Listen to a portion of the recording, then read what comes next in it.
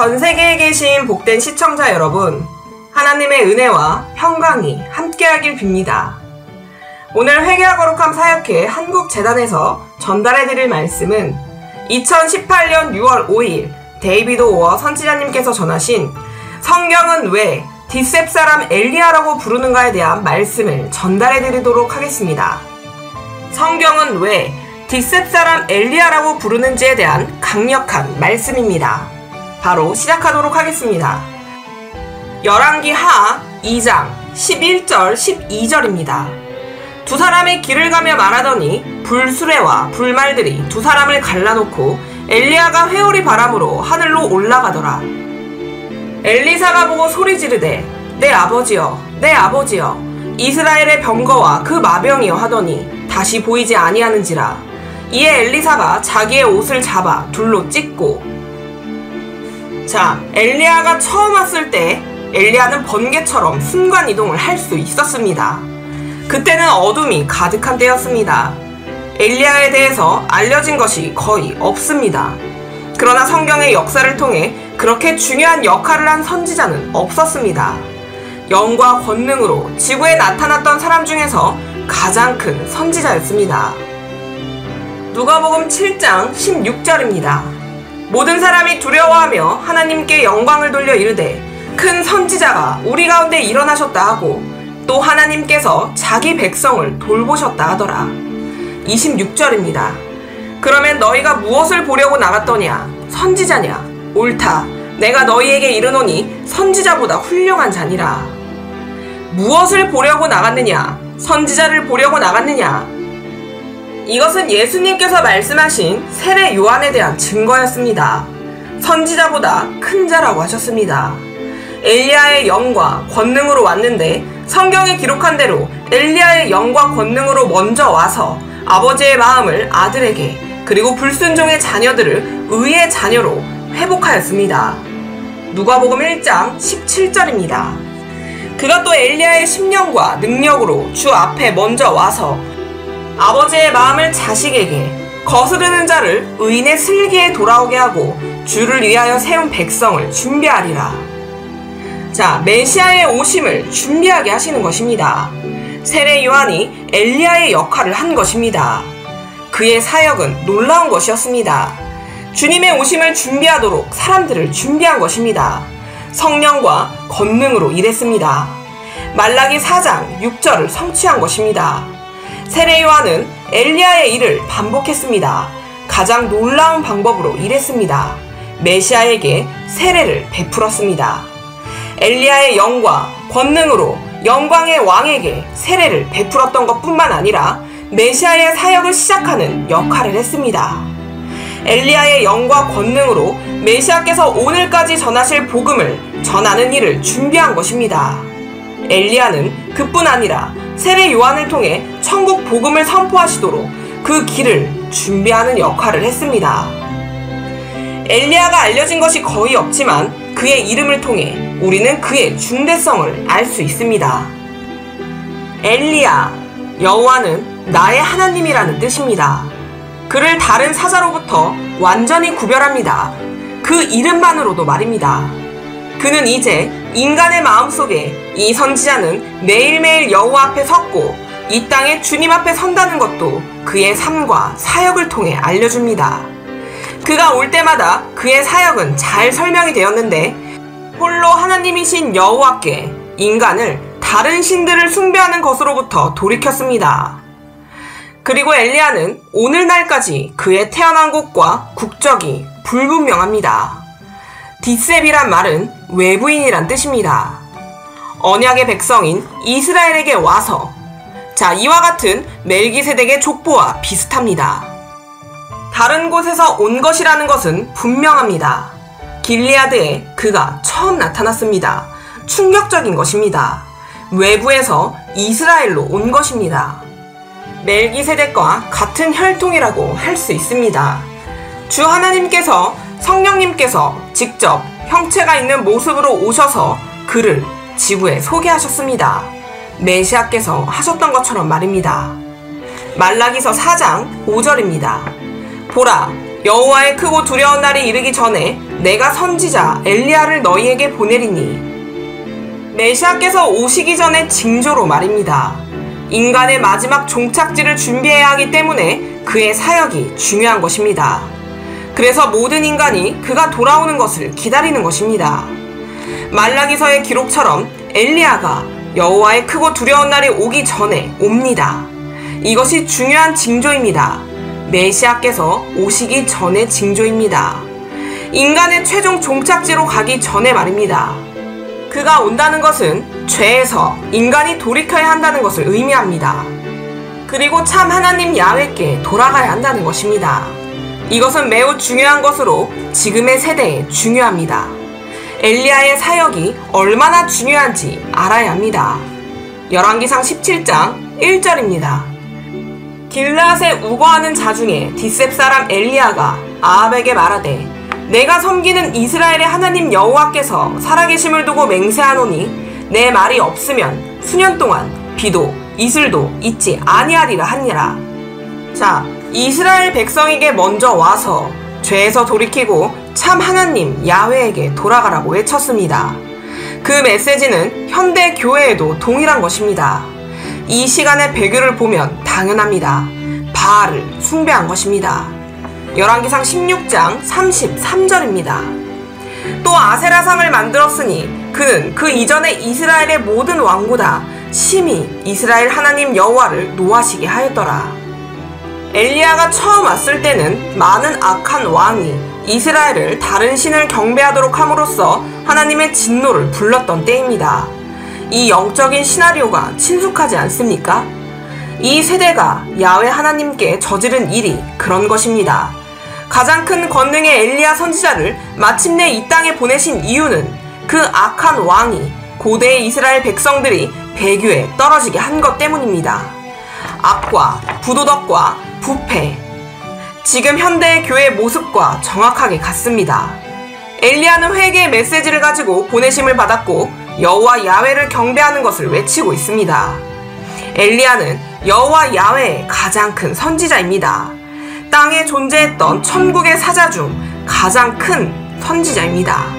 엘리야를 택하셔서 중대한 일을 맡기신 것입니다.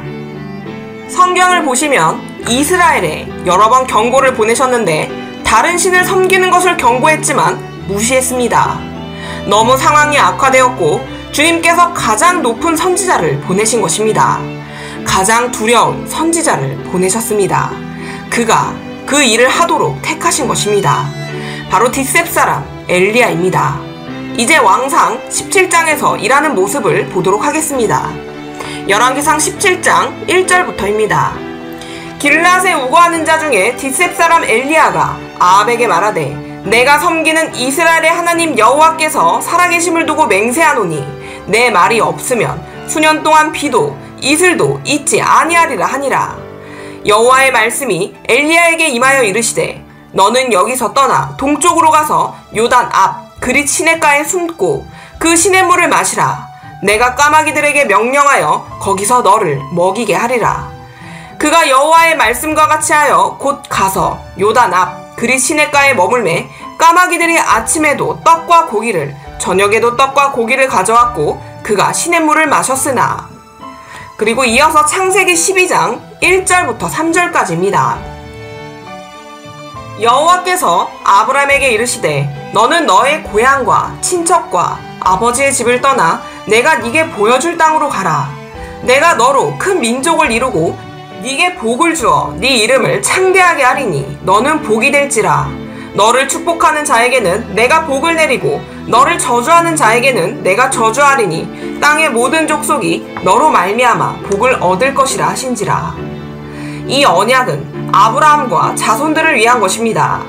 이 언약은 이스라엘에 오셔서 엘리야를 보내셔서 메시아를 위해 싸우도록 하시는 것입니다. 이스라엘 백성이 더럽혀진 나라에서 결혼을 했습니다. 주님께서 그들에게 다른 족속과 결혼하지 말라고 하셨습니다. 우상숭배 때문입니다. 그러나 이스라엘은 타락했습니다.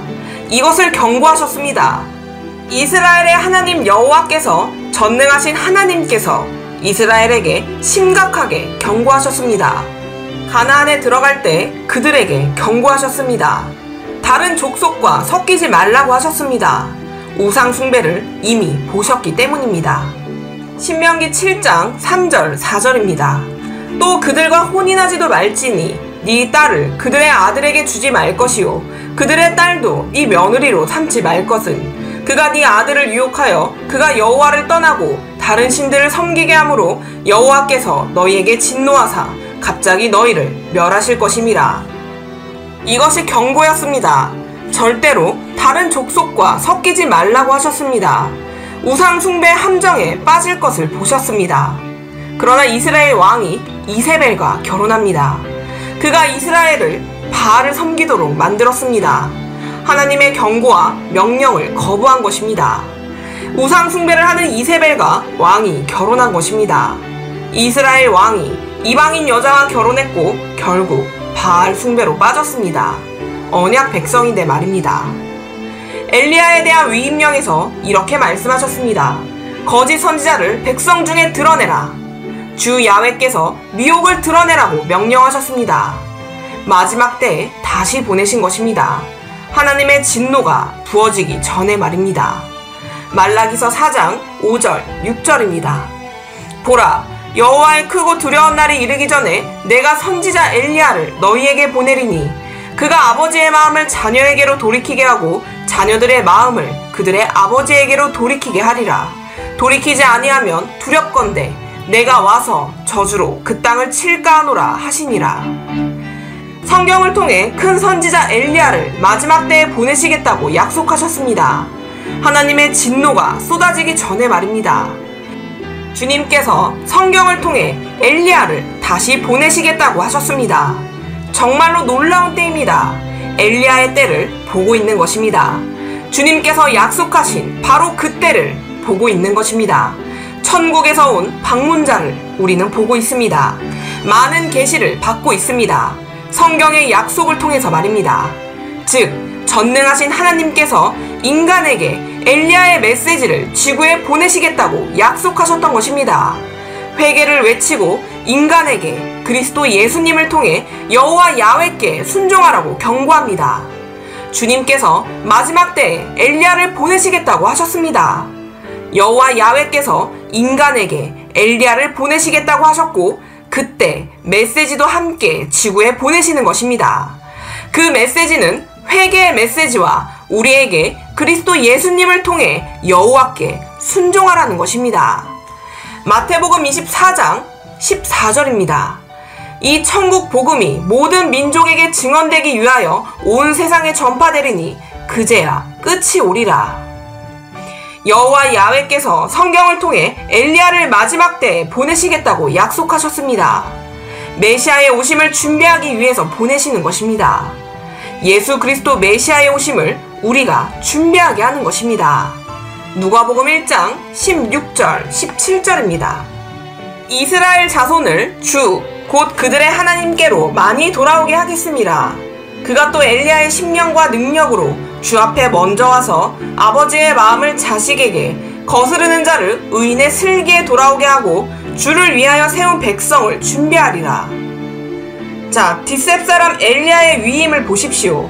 신약에 견고한 기초를 세우고 있습니다. 즉, 주님께서 여호와 야훼께서 인간에게 첫 번째로 엘리야의 메시지가 이 세대에 다시 전해질 것이라고 약속하신 것입니다. 고대 이스라엘에서 행해진 엘리야의 사역이 다시 반복된다는 것입니다. 뒷셉 사람 엘리야의 메시지는 이 세대 사람들에게 다시 전해진다는 것입니다. 우리가 그 메시지를 듣는 것입니다. 고대 이스라엘에서 행한 엘리야의 큰 사역이 마지막 때 지구에서 다시 보여지는 것입니다. 현대 기술이나 첨단 시대와 관계없이 말입니다. 여기서 유일한 차이점은 엘리야의 메시지는 이 시대에 전 지구에 전해질 때 그의 사역지는 지구 전체라는 것입니다. 엘리야의 권능이 지구 전체에 보여지는 것입니다. 우리는 우주 전체가 흔들리는 권능을 보았습니다. 성경에서 그가 왔을 때의 권능을 봅니다. 열왕기상 17장 7절입니다. 땅에 비가 내리지 아니하므로 얼마 후에 그 시내가 마르니라. 말라기서 4장 5절 6절과 누가복음 1장 16절, 17절에서 본 것처럼 이 세대에 엘리야의 메시지가 전해질 것을 약속하셨습니다. 고대 이스라엘에서 보여진 놀라운 엘리야의 사역이 재현된다는 것입니다. 여기서 유일한 차이점은 그의 사역지가 지구 전역으로 확대된 것입니다. 주님의 기사 역시 지구 전역에서 행하여지고 보여질 것입니다. 여기서 주님의 마음을 조금 들여다볼 수 있습니다. 가장 두려운 선지자 엘리야의 영을 다시 보내시는 것은 이 세대에 주님께서는 사람을 절대로 지옥으로 보내시려는 의도가 없다는 것을 말씀하시는 것입니다. 그래서 두려운 선지자 엘리야를 보내시는 하나님의 마음을 알 수 있습니다. 에스겔서 18장 23절입니다. 주 여호와의 말씀이니라. 내가 어찌 악인이 죽는 것을 조금인들 기뻐하랴. 그가 돌이켜 그 길에서 떠나 사는 것을 어찌 기뻐하지 아니하겠느냐. 놀라운 하나님의 사랑입니다. 그 마음으로 우리는 전도해야 합니다. 엘리야 선지자를 보내심을 통해 주님의 마음을 읽을 수 있습니다. 주제이신 주님, 하나님 아버지, 여호와 야훼, 불순종의 심령을 의의 심령으로 돌이키시기를 원하십니다. 에스겔서 33장 11절입니다. 너는 그들에게 말하라. 주 여호와의 말씀이니라. 나의 삶을 두고 맹세하노니 나는 악인이 죽는 것을 기뻐하지 아니하고 악인이 그의 길에서 돌이켜 떠나 사는 것을 기뻐하노라. 이스라엘 족속아, 돌이키고 돌이키라. 너희 악한 길에서 떠나라. 어찌 죽고자 하느냐 하셨다 하라. 자, 주님의 애원입니다. 가장 두려운 야훼 하나님의 선지자 엘리야를 보내심으로써 주님의 마음을 조금 파악할 수 있습니다. 주님께서 사람을 지옥에 보내시는 것을 조금도 기뻐하지 않으십니다. 우리는 엘리야의 흔적을 보았습니다. 우리는 큰 흔적을 보았습니다.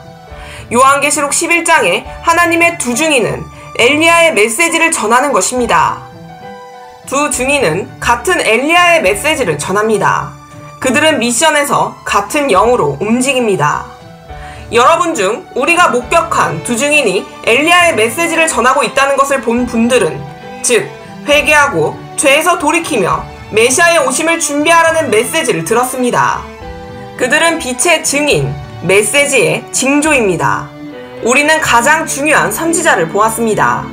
구약에서 가장 중요한 선지자는 엘리야입니다. 신약에서 가장 중요한 선지자입니다. 놀랍습니다. 엘리야는 구약의 가장 중요한 선지자이며 신약에서도 마찬가지입니다. 성경 전체를 통틀어 가장 중요한 선지자입니다. 하나님이신 예수님을 제외하고 엘리야는 성경에서 가장 다채로운 인물입니다. 주님께서는 두려운 주님의 선지자 엘리야를 이스라엘의 중대한 시점에 쓰셨습니다. 하나님의 개입으로 이스라엘을 구원하신 때입니다. 인간은 역시 다시 가장 심각한 순간으로 돌아갔고 하나님의 개입 없이는 지옥이 확정되는 것입니다. 이 두 시대가 같은 것을 보십니까?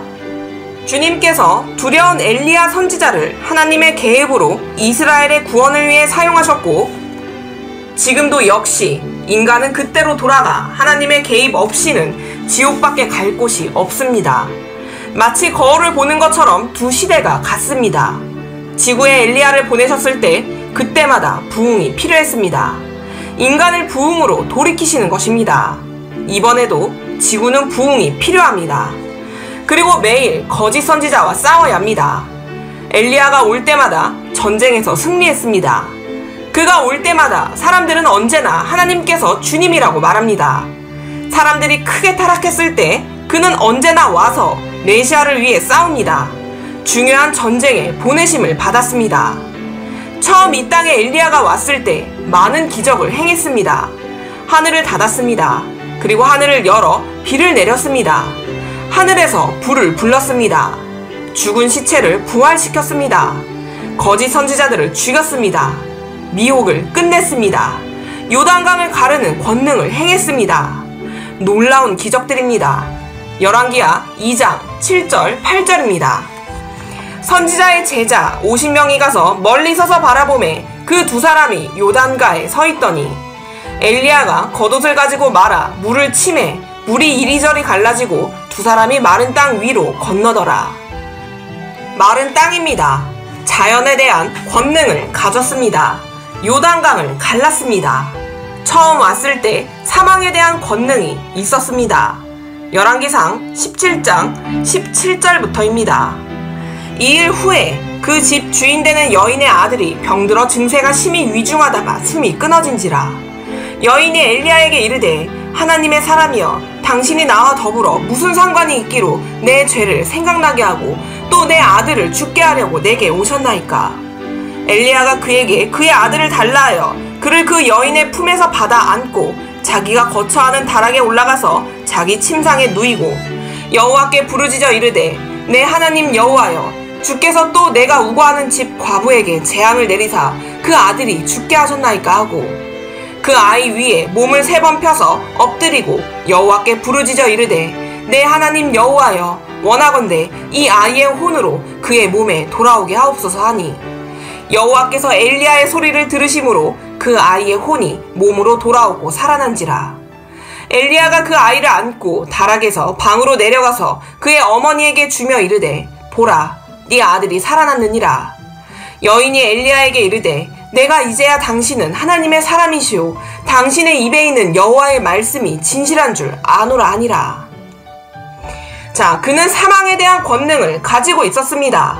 그리고 하늘을 닫는 권능도 있었습니다. 열왕기상 17장 1절입니다. 길앗에 우거하는 자 중에 딥셉 사람 엘리야가 아합에게 말하되 내가 섬기는 이스라엘의 하나님 여호와께서 살아계심을 두고 맹세하노니 내 말이 없으면 수년 동안 비도 이슬도 있지 아니하리라 하니라. 그리고 열왕기상 18장 41절부터입니다. 엘리야가 아합에게 이르되 올라가서 먹고 마시소서 큰 비 소리가 있나이다. 아합이 먹고 마시러 올라가니라. 엘리야가 갈멜산 꼭대기로 올라가서 땅에 꿇어 엎드려 그의 얼굴을 무릎 사이에 넣고 그의 사환에게 이르되 올라가 바다 쪽을 바라보라. 그가 올라가 바라보고 말하되 아무것도 없나이다. 이르되 7번까지 다시 가라. 7번째에 이르러서는 그가 말하되 바다에서 사람의 손만한 작은 구름이 일어나나이다. 이르되 올라가 아합에게 말하기를 비에 막히지 아니하도록 마차를 갖추고 내려가소서 하라 하니라. 조금 후에 구름과 바람이 일어나서 하늘이 깜깜해지며 큰 비가 내리는지라. 아합이 마차를 타고 이스라엘로 가니 여호와의 능력이 엘리야에게 임하매 그가 허리를 동이고 이스라엘로 들어가는 곳까지 아합 앞에서 달려갔더라. 그는 큰 배교의 때에 회개를 외쳤습니다. 기적을 행했고 회개의 메시지를 전했습니다. 많은 경고에도 불구하고 그들은 목이 곧아서 돌아오기를 거부했습니다. 그러나 엘리야가 왔을 때 기적을 행하고 회개를 외침으로 이스라엘이 돌아오게 했습니다. 그리고 주님만을 위해 살았습니다. 그럼으로써 인간에게 주님을 섬기는 것을 사람의 가장 큰 부르심이라는 것을 전했습니다. 처음 왔을 때 엘리야는 의와 거룩을 전했습니다. 배교의 때에 말입니다. 가장 큰 어둠이 드리웠을 때 말입니다.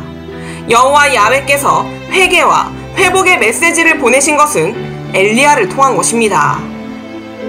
엘리야라는 이름은 주님은 나의 하나님이라는 뜻입니다. 지금까지 말씀드린 것은 소개의 말씀입니다. 그때 이스라엘은 다른 신을 숭배할 때의 시점이었습니다. 자, 다시 말씀드리면 우리는 하나님의 약속과 그 의미에 대하여 나눴습니다. 엘리야 선지자를 보내시겠다는 약속을 설명드렸습니다. 말라기서 4장 5절 6절을 보았습니다. 보라, 여호와의 크고 두려운 날이 이르기 전에 내가 선지자 엘리야를 너희에게 보내리니 그가 아버지의 마음을 자녀에게로 돌이키게 하고 자녀들의 마음을 그들의 아버지에게로 돌이키게 하리라. 돌이키지 아니하면 두렵건대 내가 와서 저주로 그 땅을 칠까 하노라 하시니라. 그리고 누가복음 1장 16절 17절도 보았습니다. 이스라엘 자손을 주 곧 그들의 하나님께로 많이 돌아오게 하겠습니다. 그가 또 엘리야의 심령과 능력으로 주 앞에 먼저 와서 아버지의 마음을 자식에게 거스르는 자를 의인의 슬기에 돌아오게 하고 주를 위하여 세운 백성을 준비하리라. 이렇게 엘리야가 다시 올 것을 약속하셨습니다. 엘리야가 처음 왔을 때 큰 배교가 깊은 때였습니다. 그가 행한 기적들, 그의 삶 자체가 기적입니다. 구약의 가장 큰 선지자였고 신약에서도 가장 큰 권능의 선지자입니다. 가장 중요한 사람입니다. 가장 화려한 선지자입니다. 왜 그가 주님과 그렇게 가까운 사람인지 알게 되었습니다. 그의 미션과 권능으로 그가 메시아의 징조인 것을 압니다. 신약에서 그가 행하는 일과 계획을 통해 그의 중요성을 알 수 있습니다. 그의 이름 자체가 가지고 있는 무게를 봅니다. 인간을 하나님께서 돌이키시는 것입니다. 그의 이름이 사람의 죄에 대적하는 것입니다.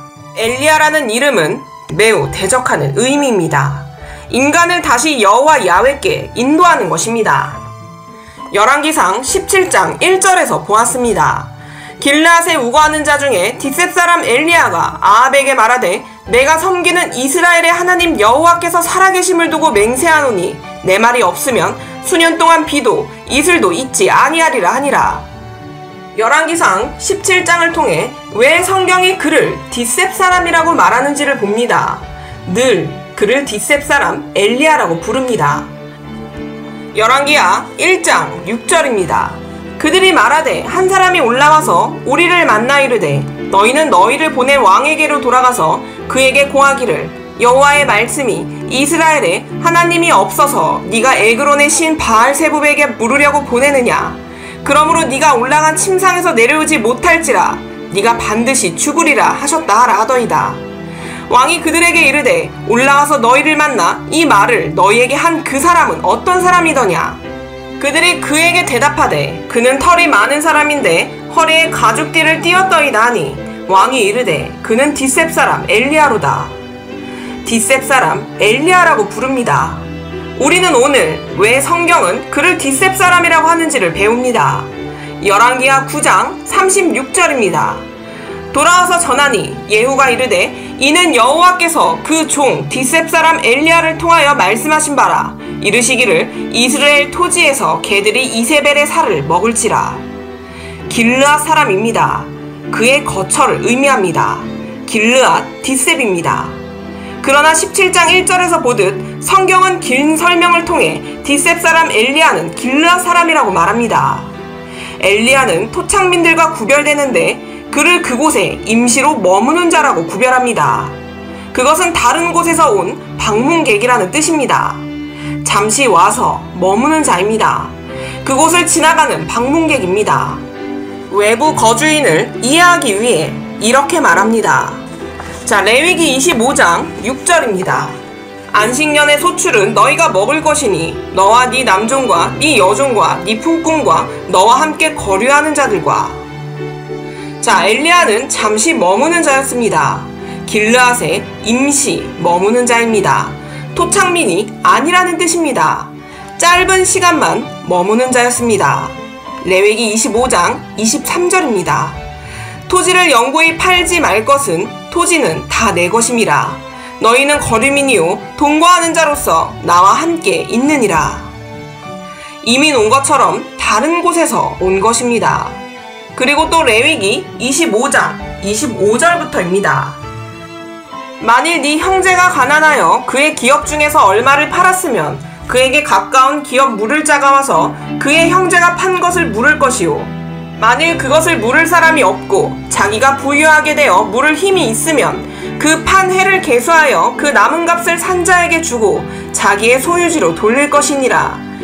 그러나 자기가 물을 힘이 없으면 그 판 것이 희년에 이르기까지 산자의 손에 있다가 희년에 이르러 돌아올지니 그것이 곧 그의 기업으로 돌아갈 것이니라. 성벽 있는 성 내의 가옥을 팔았으면 판지 만 1년 안에는 물을 수 있나니 곧 그 기한 안에 물으려니와 1년 안에 물으지 못하면 그 성 안의 가옥은 산자의 소유로 확정되어 대대로 영구히 그에게 속하고 희년에라도 돌려보내지 아니할 것이니라. 그러나 성벽이 둘리지 아니한 촌락의 가옥은 나라의 전토와 같이 물러주기도 할 것이요 희년에 돌려보내기도 할 것이니라.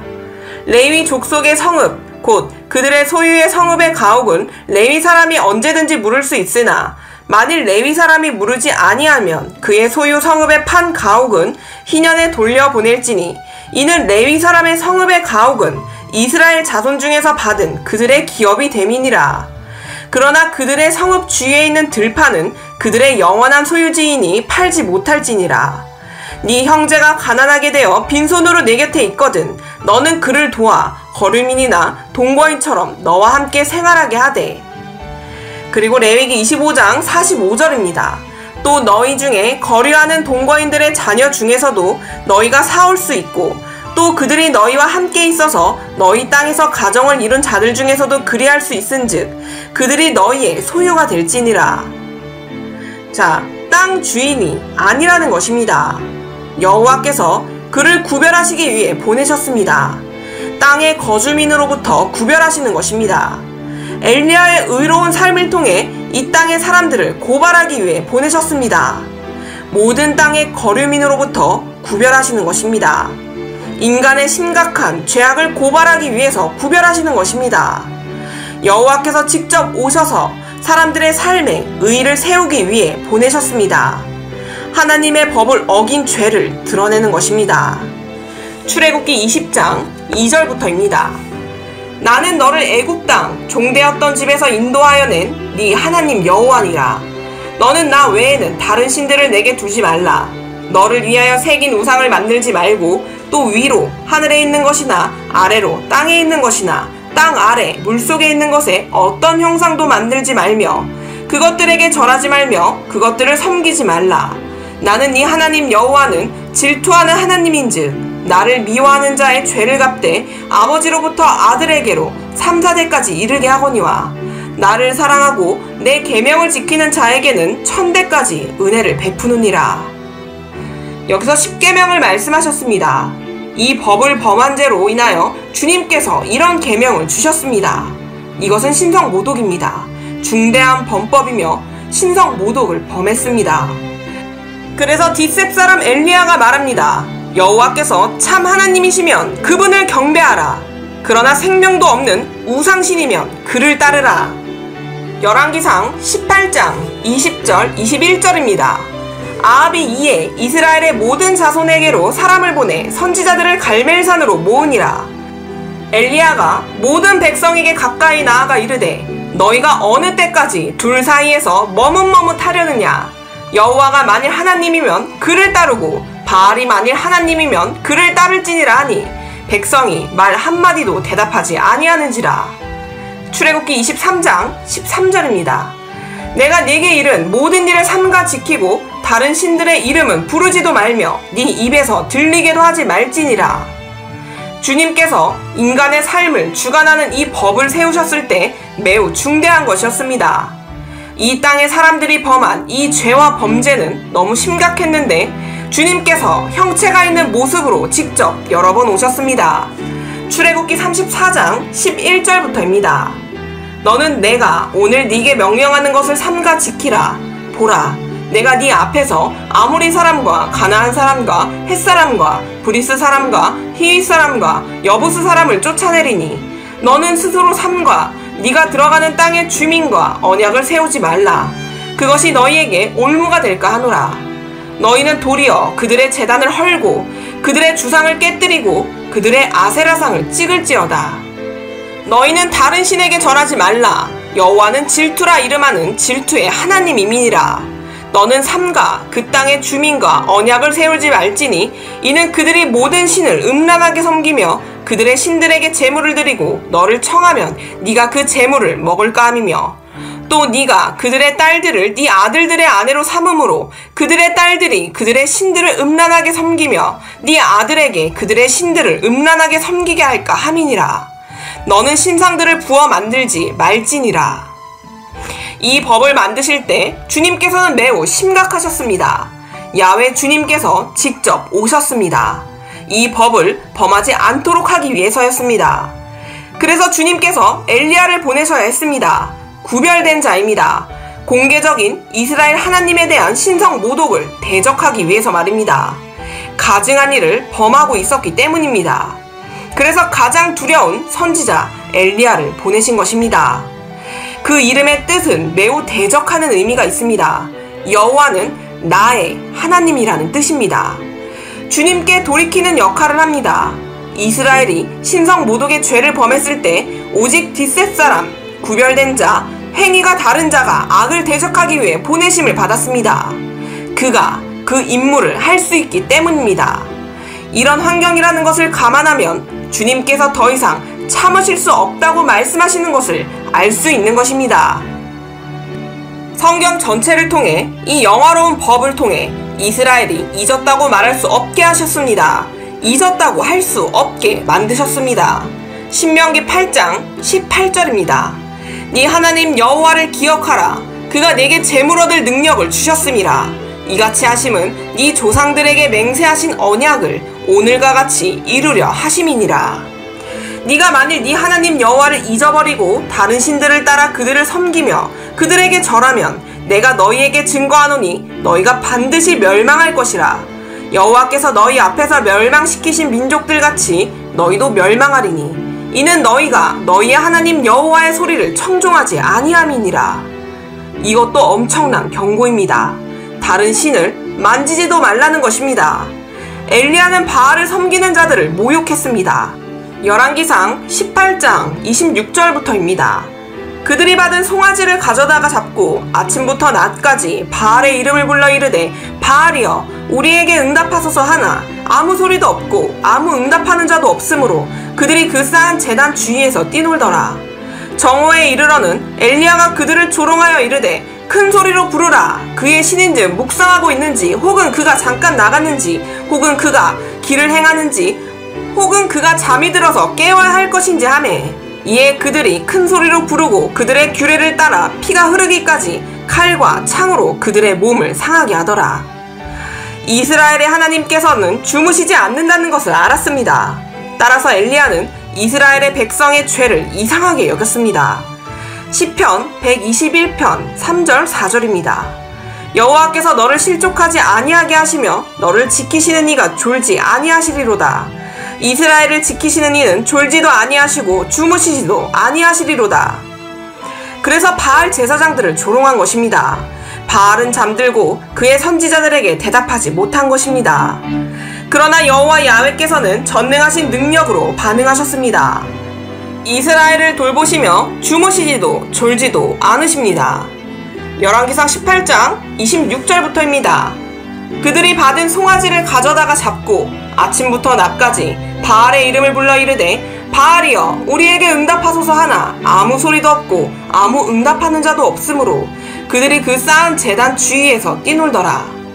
정오에 이르러는 엘리야가 그들을 조롱하여 이르되 큰 소리로 부르라. 그는 신인즉 묵상하고 있는지 혹은 그가 잠깐 나갔는지 혹은 그가 길을 행하는지 혹은 그가 잠이 들어서 깨워야 할 것인지 하매 이에 그들이 큰 소리로 부르고 그들의 규례를 따라 피가 흐르기까지 칼과 창으로 그들의 몸을 상하게 하더라. 이같이 하여 정오가 지났고 그들이 미친 듯이 떠들어 저녁 소재 드릴 때까지 이르렀으나 아무 소리도 없고 응답하는 자나 돌아보는 자가 아무도 없더라. 시편 121편 1절부터입니다. 내가 산을 향하여 눈을 들리라. 나의 도움이 어디서 올까? 나의 도움은 천지를 지으신 여호와에게서로다. 여호와께서 너를 실족하지 아니하게 하시며 너를 지키시는 이가 졸지 아니하시리로다. 이스라엘을 지키시는 이는 졸지도 아니하시고 주무시지도 아니하시리로다. 열왕기상 18장 36절부터입니다. 저녁 소재 드릴 때에 이르러 선지자 엘리야가 나아가서 말하되 아브라함과 이삭과 이스라엘의 하나님 여호와여 주께서 이스라엘 중에서 하나님이신 것과 내가 주의 종인 것과 내가 주의 말씀대로 이 모든 일을 행하는 것을 오늘 알게 하옵소서. 여호와여 내게 응답하옵소서. 내게 응답하옵소서.